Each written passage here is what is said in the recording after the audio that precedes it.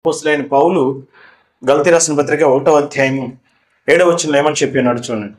మేము మీకు ప్రకటించిన సువార్త గాక మరొక సువార్తను మేమైనను పరలోకం నుండి వచ్చిన ఒక దూతయ్యను మీకు ప్రకటించిన అతడు శాపగ్రస్తుడు గాక. గలతీ రాసిన పత్రిక 1వ అధ్యాయం 7-8 వచనాలు చూస్తున్నాం. అంటే అపోస్తలుడైన పౌలు సువార్త ప్రకటించి ఇప్పటికి ఎన్నాళ్ళు అవుతుంది?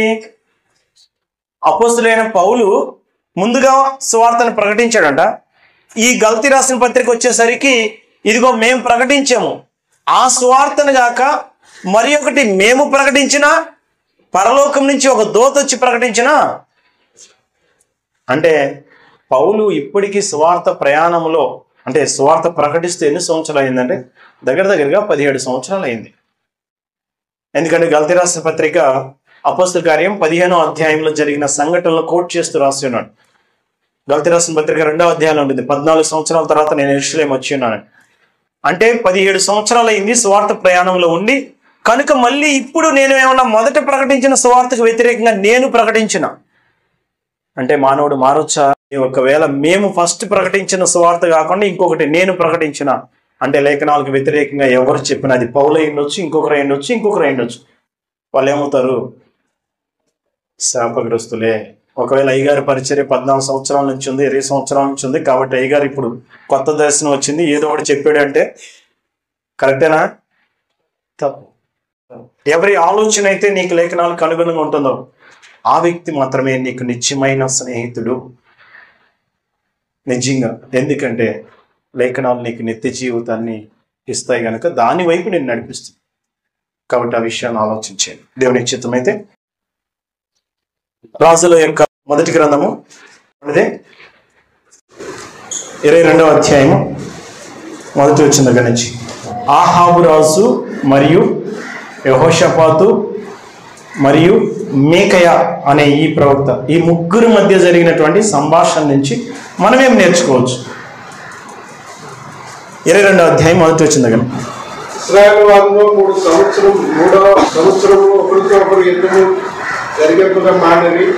3వ సంవత్సరం ముందు యోధా రాజు అయిన యెహోషాపాతు బయలుదేరి ఇశ్రాయేలు రాజు వద్దకు రాగా, ఇశ్రాయేలు రాజు తన సేవకులను పిలిపించి రాబోతున్నది మనము ఎరుగుతుంది, అయితే మనము సిరియా రాజు చేతుల నుండి దాన్ని తీసుకొనక ఊరుకున్నామని చెప్పి, యుద్ధము చేతులు నాతో కూడా నీవు రాబోతులాభు మీద వచ్చినవా అని యెహోషాపాతును అడిగింది. అందుకు యెహోషాపాతు, నేను నీ వాడనే, నా జనులు నీ జనులే, నా గుర్రములు నీ గుర్రములే అని ఇశ్రాయేలు వారితో చెప్పింది. చాలండి. వీరిద్దరి మధ్య ఉన్నటువంటి సంబంధం ఏమైనా ఐడియా ఉందా? యెహోషాపాతు మరియు ఆహాబు మధ్య ఈ అంకుల్ గుడ్, వీళ్ళిద్దరు కూడా ఈ అంకుల్. యెహోషాపాతు ఏ రాజ్యానికి చెందిన వ్యక్తి అంటే యోధా రాజ్యానికి. ఇశ్రాయేలు 12 గోత్రాలు కదా, ఈ 12 గోత్రాలని కలిపి పరిపాలన చేసిన వాళ్ళు ముగ్గురు ఉన్నారు. మొదటి రాజు సౌలు 40 సంవత్సరాలు పరిపాలన చేశాడు. తర్వాత దావీదు 40 సంవత్సరాలు పరిపాలన చేశాడు. తర్వాత సొలొమోను 40 సంవత్సరాలు పరిపాలన చేశాడు. సొలొమోను కుమారుడైనటువంటి రెహబాము కాలంలో రాజ్యం 2గా చీలిపోయింది. ఎందుకంటే సొలొమోను విగ్రహారాధన స్టార్ట్ చేశాడు. దేవునికి వ్యతిరేకంగా ఉంది కనుక రాజ్యాన్ని విభజిస్తున్నానని చెప్పినాడు. 10 గోత్రాలు తీసి యెరోబాముకి ఇచ్చాడు. ఇజ్రాయెల్లో ఎక్కువ గోత్రాలు అటువైపు ఉన్నాయి కనుక దాన్ని ఇజ్రాయేల్ రాజ్యం అన్నారు. 2 గోత్రాలు ఈ రెహబాము వైపు ఉన్నాయి. రెహబాము యోధా గోత్రము మరియు ఆయనతో పాటు బెన్యామీను గోత్రము. ఈ 2 గోత్రాలు ఉన్నాయి కనుక ఇన్ని యోధా రాజ్యం అన్నారు. 2 గోత్రాలే. యూదులు ఇక్కడ పరిపాలన చేస్తున్నాడు, యోధా గోత్రం పరిపాలన చేస్తుంది కనుక ఇది యోధా రాజ్యం అన్నారు. ఇజ్రాయెల్ ఎక్కువ మంది ఉన్నారు కనుక 12 గోత్రాల్లో 10 గోత్రాలు ఒకవైపు ఉన్నాయి కనుక ఇజ్రాయెల్ రాజ్యం. అయితే యెహోషాపాతు యోధా రాజులు మాత్రమే కొంతమంది అయినా చూస్తే దేవుడు అంటే భక్తి కలిగిన వ్యక్తి. ఈయన యెహోషాపాతు దేవుడు అంటే భక్తి కలిగిన వ్యక్తి. ఆహాబు అయితే బయలుదేవతను ఆరాధన చేసిన వ్యక్తి, దేవునికి బహుగా వ్యతిరేకంగా నడిచిన వ్యక్తి. ఈయనతో ఈయం పొందాడండి. చెడవారితో ఏమైంది? మోసపోకుడి, దుష్ట సాంగత్యము. నిజంగా చెడ్డవాళ్ళతో కలిసామంటే ఆటోమేటిక్గా మన ప్రవర్తన కూడా మారిపోవచ్చు. ఈయన ఇక్కడికి వచ్చాడు. వచ్చినప్పుడు ఆయన బాగా భోజనాలు వేటలు వీటన్నిటిని కోసి సిద్ధం చేసి భోజనాలు వడ్డించిన తర్వాత అప్పుడు అంటున్నాడు, ఇదిగో రామోత్కి లాదు మనదే కదా, అయితే సిరియన్లు అంతకుముందు మన వద్ద నుంచి తీసుకున్నారు, దాన్ని మళ్ళీ తీసుకుంటానికి నువ్వు నాతో పాటు దానిపైకి యుద్ధానికి వస్తావా? ఈయనేమన్నాడు? నా జనులు నీ జనులే, నా గుర్రాలు వెళ్దాం పదా అని. యాక్చువల్గా మరి దేవుడు అంటే భక్తి కలిగిన వ్యక్తి కదా, దేవుడిని అడగాలి కదా. అయితే మొదట ఆ మాట అన్నాడు, కానీ తర్వాత దేవుని యొక్క విచారం చేద్దామని ఆలోచించేశారు. 5వ వచనం.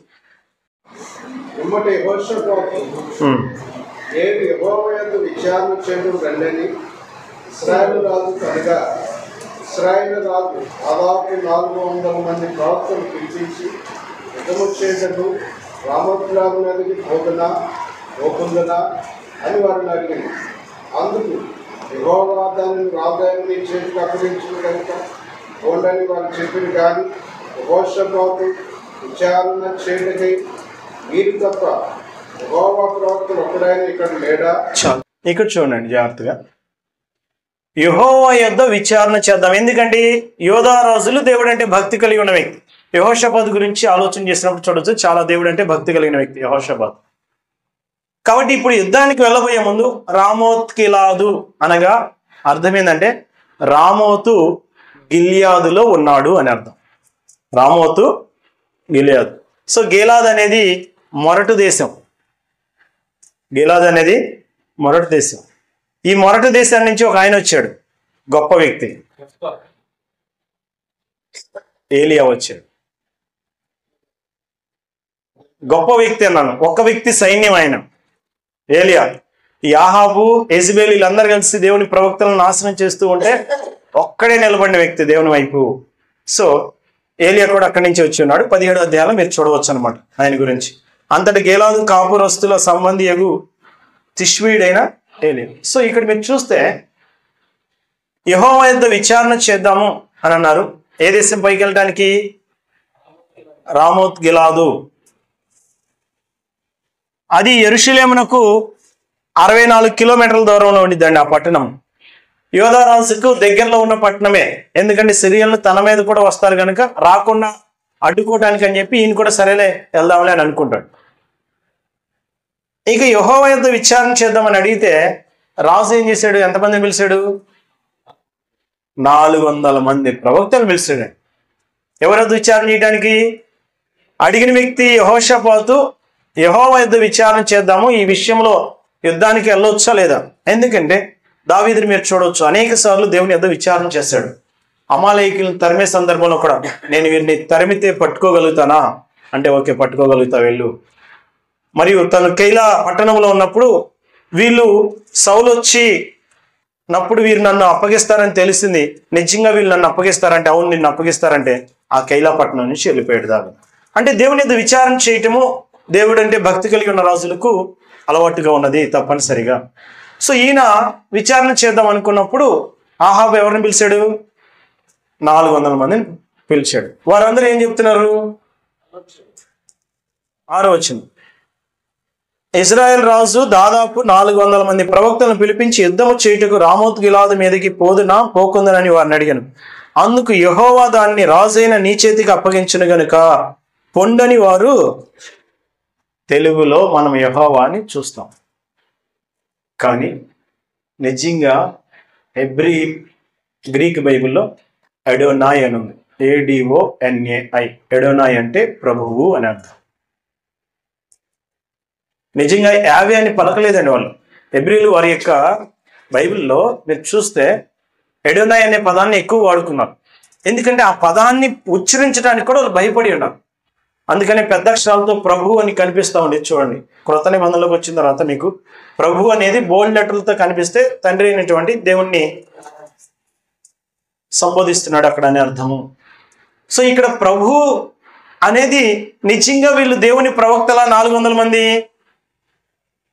వీళ్ళు 400 మంది దేవుని ప్రవక్తలు అయితే ఆ వినే వ్యక్తి, దేవుడు అంటే భక్తి కలిగిన వ్యక్తి ఏం మాట్లాడుతున్నాడో చూడండి. 7వ వచనం.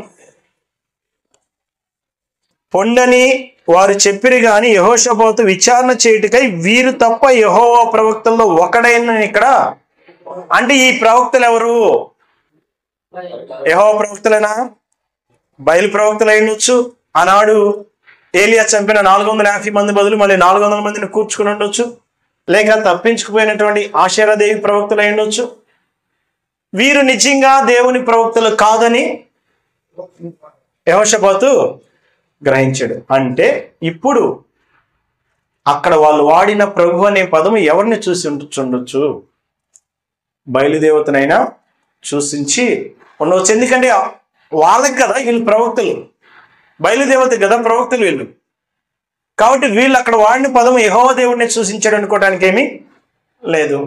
ఎందుకంటే వీళ్ళు యెహోవా ప్రవక్తలని కింద ఉన్నటువంటి సంభాషణ బట్టి అది యెహోవా ప్రవక్తలు కాదని వీరు అర్థం చేసుకోవాలి. కాబట్టి వీరేమంటారంటే యెహోవా దాన్ని ఏం చేయండి, మీరు వెళ్ళండి, యెహోవా దాన్ని రాజైన నీ చేతికి అప్పగించును అని చెప్పారు. అయితే యెహోషాపాతు గమనించారు, అబ్బాయి వీళ్ళందరూ ఎవరి ప్రవక్తలు?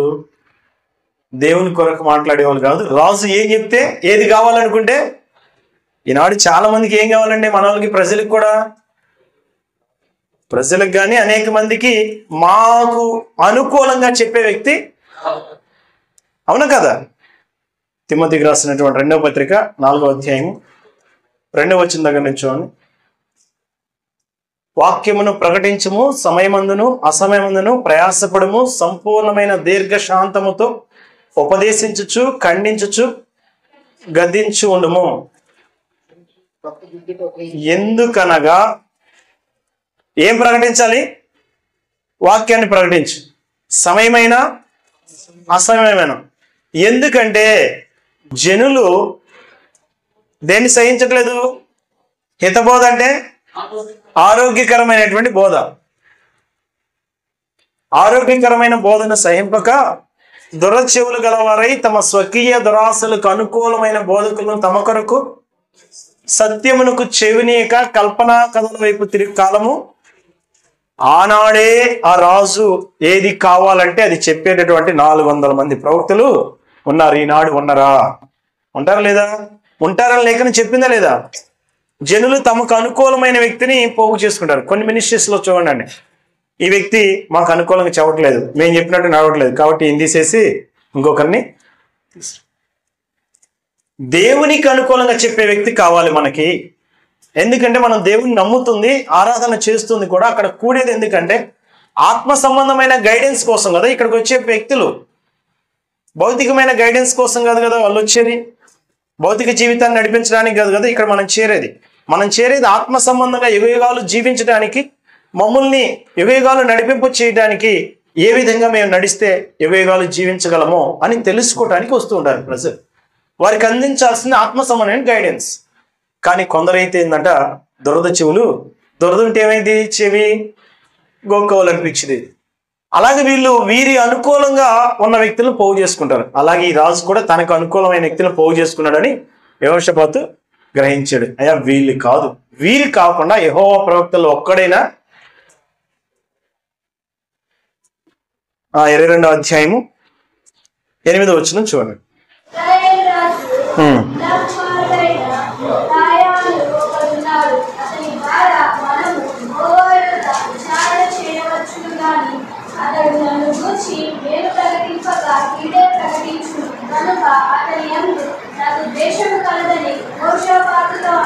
చాలండి.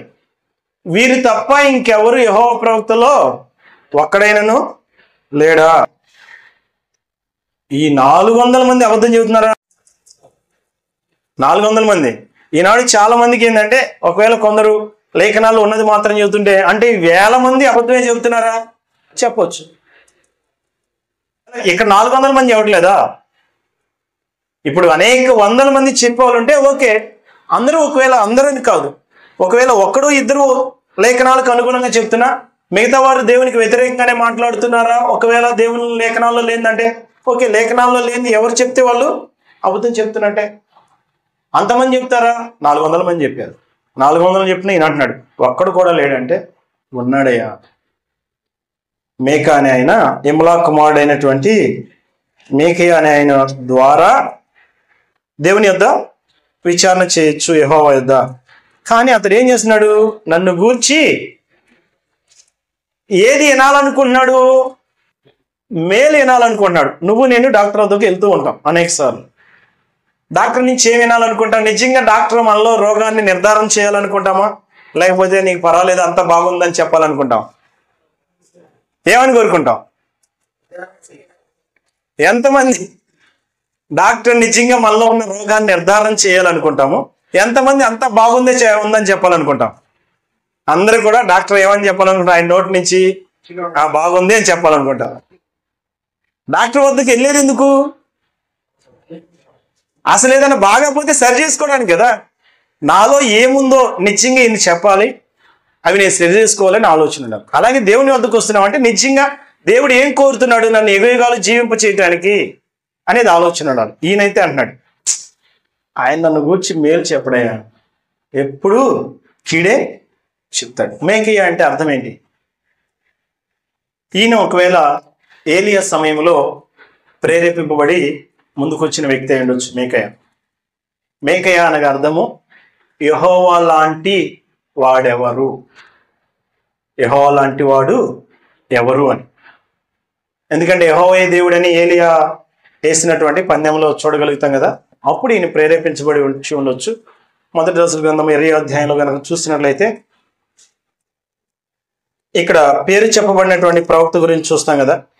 అక్కడ ఆ ప్రవక్త గురించి ఎవరై ఉంటారంటే ఈయన ఈ మేకయే అని అనేక మంది చరిత్రకారులు చెప్తారు. అందుని బట్టి ఆయన నన్ను గురించి మేలు ప్రవచింపక కీడే ప్రవచిస్తున్నాడు. 20వ అధ్యాయం 35వ వచనం చూడండి. అంతటి ప్రవక్తల శిష్యుల్లో ఒకడు యెహోవా ఆజ్ఞ చేత తన చెలికాంతో నన్ను కొట్టమనగా అతని కొట్టుటకు ఒప్పుకున్నాడు. అంటే మారువేషం వేసుకుని ఆహాబుకు వెళ్ళి కనిపించి, నీవు ఇదిగో బెన్హదదును వదిలేసావు కనుక ఆయనకు బదులు నువ్వు అప్పగించబడతావు అని చెప్పిన వ్యక్తి ఈ మేకయ్యనే అని అనేక మంది చెప్తారు. అందుకనే ఈయన నన్ను గూర్చి ఆయన మేలు చెప్పడయ్యా, కీడే చెప్తాడు కనుక ఆయన అంటే నాకేముంది? ద్వేషము కలదని చెప్పాడు. సరే, ఈయనేమంటున్నాడు?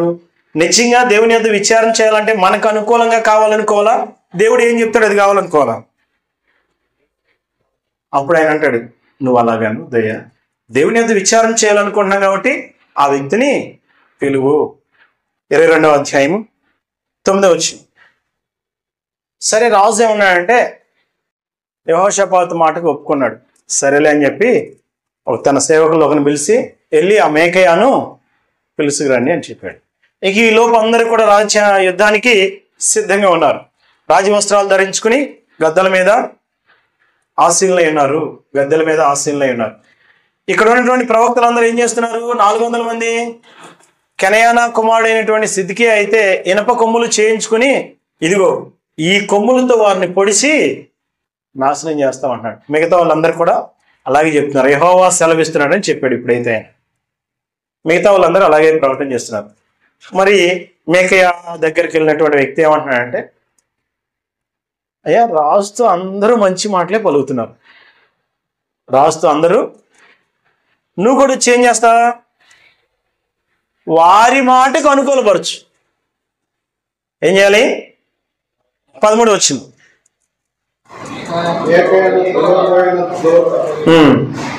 ఏకంగా రాస్తూ మంచి మాటలు పలుకుతున్నారు కనుక ఈ మాట వారి మాటకు అనుకూలపరచుమని ఏమంటున్నాడు ఇక్కడ?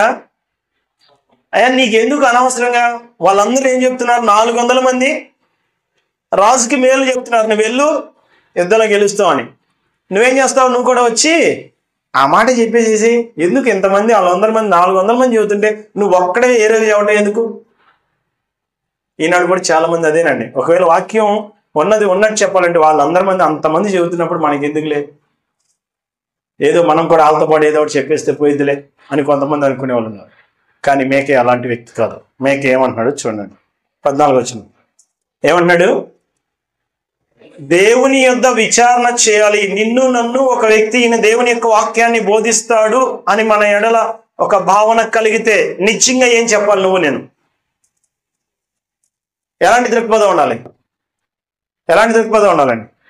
యెహోవా సెలవిచ్చినదేదో ఆయన జీవంతో నేను అదే ఎంతమందికి ఈ యొక్క దృక్పథం ఉంది? మనం వాక్యం చెప్పడానికి ఇక్కడికి ఎక్కేము అంటే, లేదు వాక్యం చెప్తున్నామంటే నిశ్చయముగా దేవుని యొద్ద నుంచి ఉన్న సందేశం మాత్రమే తెలియచేస్తాను. మేకే అంటున్నాడు, యెహోవా నాకు సెలవిచ్చినదో ఆయన జీవంతోడు నేను దాన్నే.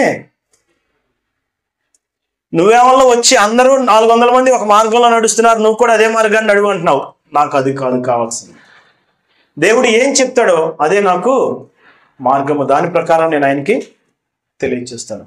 అంటే ఒక పక్కనే రాజు వచ్చి అడుగుచున్నప్పుడు కూడా, ఒకరిని పంపించి అడుగుచున్నప్పుడు ఈయనేం సెలవిస్తున్నాడు? యెహోవా సెలవిచ్చింది మాత్రమే చెప్తాను. అంటే ఈనాడు నీవు నేను మనందరం ఇక్కడున్న వారు వాక్యం ప్రకటిస్తున్నామంటే నిజంగా ఏం ప్రకటించాలి? దేవుడు చెప్పలేదు కదని చేపించాలా? దేవుడు చెప్పింది మాత్రమే చెప్పాలా? ఎందుకంటే అక్కడ ఈయన యెహోవా ప్రవక్త అని గ్రహించారు అంటే నిజంగా ఆ వ్యక్తి ఎలాంటి వ్యక్తి? దేవుని వద్ద నుంచి వచ్చింది మాత్రమే చెప్తున్నాడు. మనం ఆయన వాక్యం ప్రకటించడానికి కదా మరి ముందుకు వస్తుంది. ఆయన చెప్పింది మాత్రమే దయచేసి చెప్పే వ్యక్తులుగా ఉండండి. సో ఈ విధంగా ఈయన ఇక్కడికి వచ్చి మాట్లాడుతున్న సందర్భాన్ని చూడవచ్చు. 15వ వచనం, అందుకు రాజు నీ చేత ప్రమాణం చేయించి యెహోవా నామమును బట్టి నిజమైన మాటలే నీవు నాతో పలుకవలసినదని నేను ఎన్ని మార్లు నీతో చెప్పి తిని అని రాజు సెలవేయగా, అతడు ఇశ్రాయేలందరూ కాపరి లేని గొర్రెల వలె కొండల మీద చెదిరి ఉంట నేను చూచితినని వారికి యజమానుడు లేడు, ఎవరి ఇంటికి వారు సమాధానంగా వెళ్ళవలసినదని యెహోవా సెలవిచ్చెను. మొదటి పై వచనానికి క్రింది వచనానికి తేడా ఉంది. పై వచనంలో ఏమన్నాడు? యెహోవా అప్పగిస్తాడు ఎల్లు అన్నాడు. యెహోవా సెలవిచ్చాడు అన్నాడా? గుర్తుపెట్టుకోండి. వీళ్ళందరూ చెబుతున్నారు నువ్వు ఎల్లు జయమంతావని, ఈయన కూడా వచ్చన్నాడు యెహోవా అప్పగిస్తాడులే ఎల్లు అన్నాడు.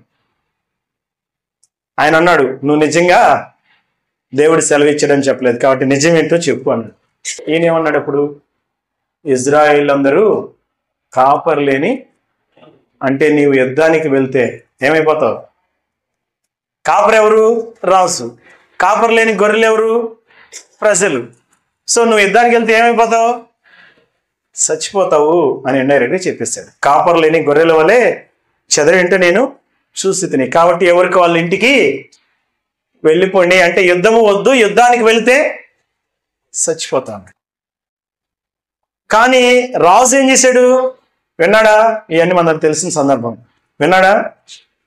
అంటే నాకు కావాల్సింది మాత్రమే వింటాను, మిగతాది నేను వినను. వీళ్ళు నాకు కావాల్సినట్టుగా చెప్పారు 400 మంది, కాబట్టి నేను వెళ్ళిపోతాను. నువ్వు నాకు వ్యతిరేకంగా చెప్పావు, వద్దు అనుకున్నాడు. మళ్ళీ అక్కడైతే ఈ సందర్భంలో చూస్తే ఆ సిద్కియా వచ్చి మేకియాను చెప్ప మీద కొడతాడు. చెప్ప మీద కొడతాడండి. ఎందుకంటే ఈయన చెప్పినప్పుడు దేవుడు నిన్ను ఊర్చి కీడు యోచించి నువ్వు అక్కడికి వెళ్ళి ఓడిపోయేటట్టుగా చెయ్యాలి అని అనుకున్నప్పుడు ఎలా జరుగుతుందంటే, దేవుడు అక్కడ మీటింగ్ జరిగింది, ఆ మీటింగ్లో ఎలా జరిగిందని చెప్పినప్పుడు సిద్కియా అంటాడు, నా వద్ద నుంచి యెహోవా ఆత్మ నీ వద్దకు ఎలా వచ్చింది చెప్పు, మేము చెప్పేది అబద్ధం అంటున్నావు, నువ్వు చెప్పేది కరెక్ట్ అంటున్నావు అని చెప్పి కొట్టినప్పుడు ఆయన అంటాడు, నిజంగా దైవజనుడికి కూడా ఉండవలసింది ఏంటంటే హింసకు ప్రతిహింస లేదండి. హింసకు ప్రతిహింస దైవజనుడి వద్ద నుంచి ఉండకూడదు. ఈ వ్యక్తి ఏమన్నాడంటే, సావధానంగా నీవు దాగుకొనుటకు గదిలోనికి వెళ్ళినప్పుడు యెహోవా ఆత్మ నా యొద్దకు ఎలా వచ్చిందో నీకు అర్థమైంది అన్నాడు. చూడండి, మొదటి రాజుల గ్రంథము 22వ అధ్యాయము 25వ వచనంలో చూడండి.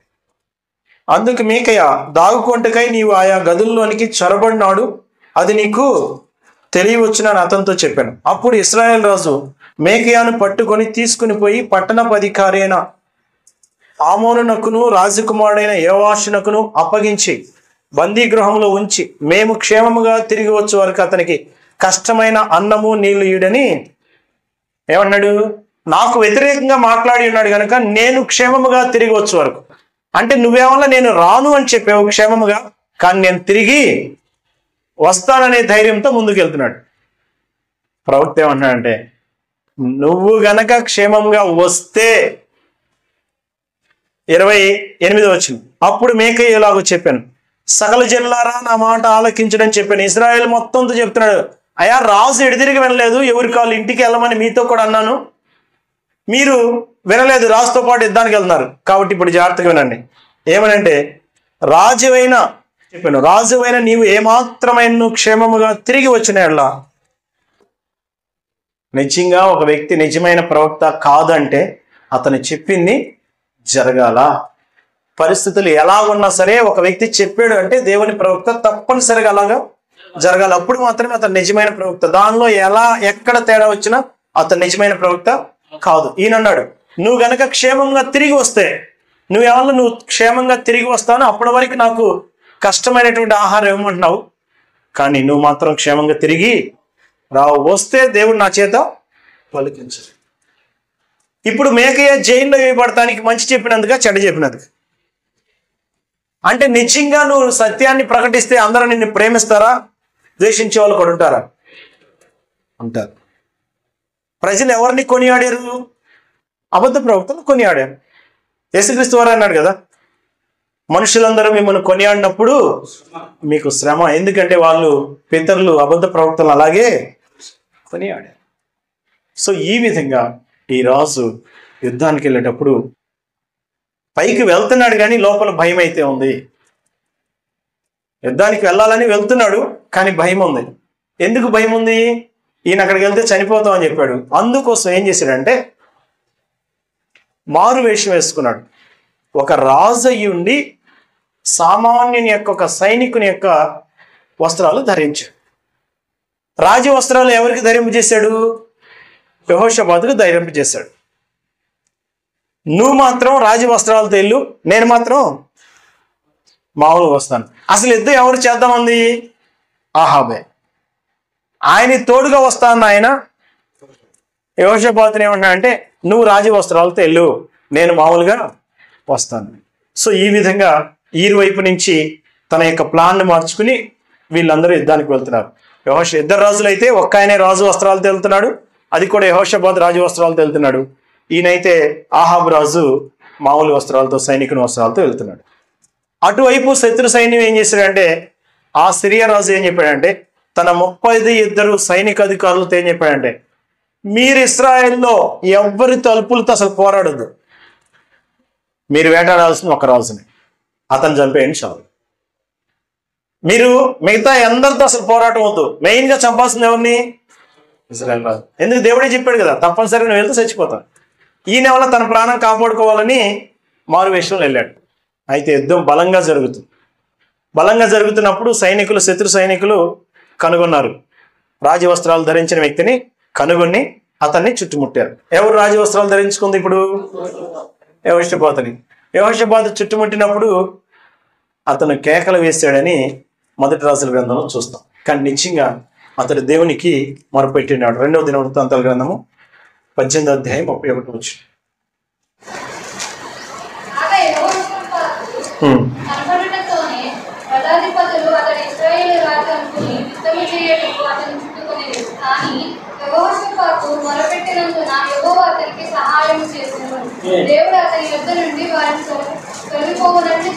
చాలు. ఏం చేశాడంట?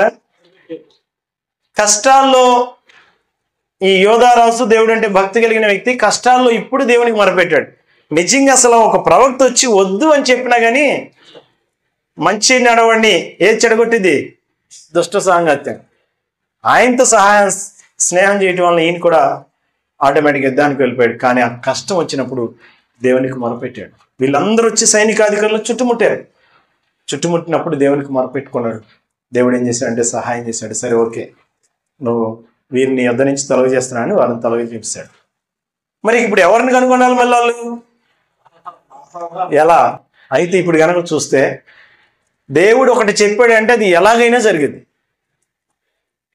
అక్కడ ఒక వ్యక్తి గురి చూడకే వదులుతాడండి బాణం. అసలు ఎవరైనా యుద్ధానికి వచ్చిన వాళ్ళు గురి చూడకుండా యుద్ధంలో బాణం ఎవరైనా వేస్తారా? ఎయిరా? ఎవరు ఇరు నిజంగా. అంటే కొత్త వాడిని ఎవరినో తెచ్చింటారు. మనం కూడా చూస్తూ ఉంటాం కదా.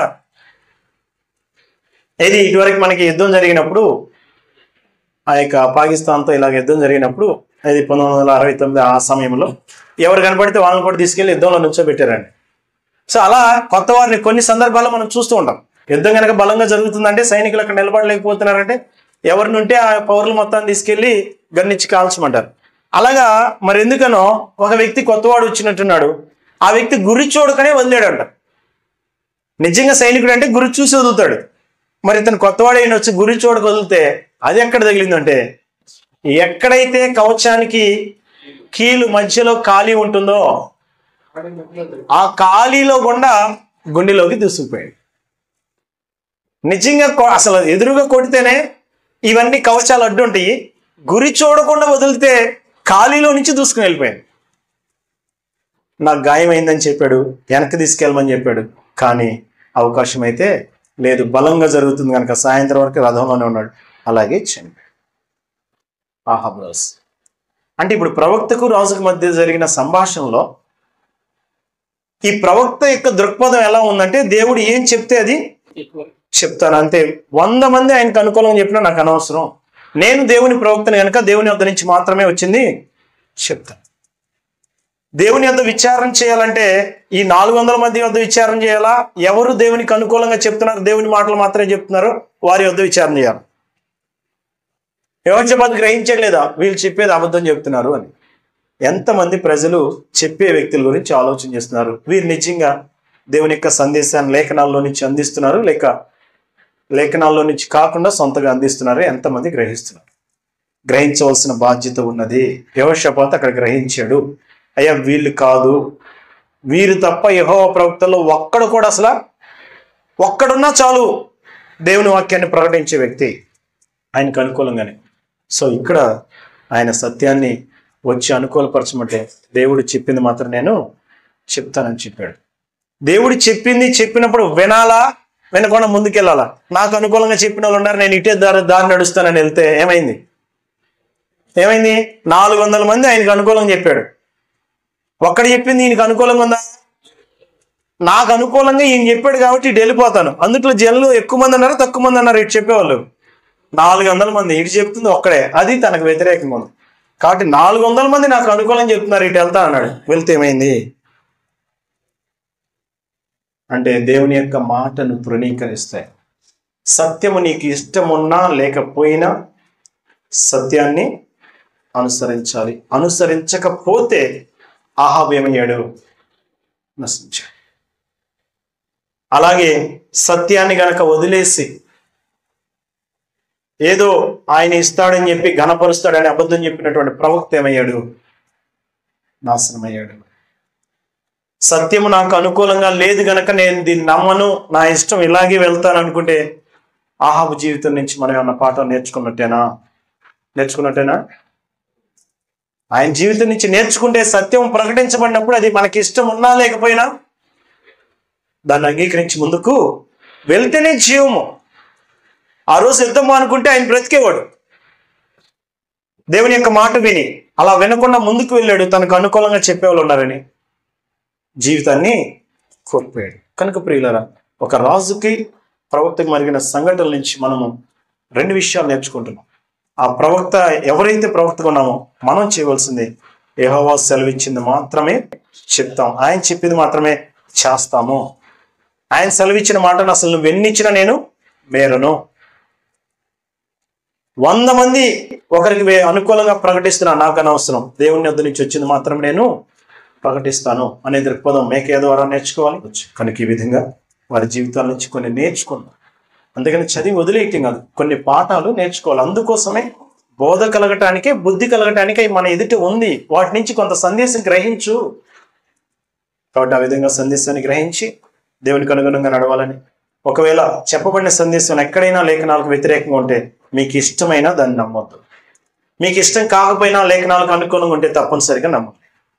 ఆ విధంగా ముందుకెళ్ళాలని కోరుచున్న ఎప్పటివరకు మీ అందరికీ నాకు వందనాలు. నాకు ఈ అవకాశం అధ్యక్షుల వారికి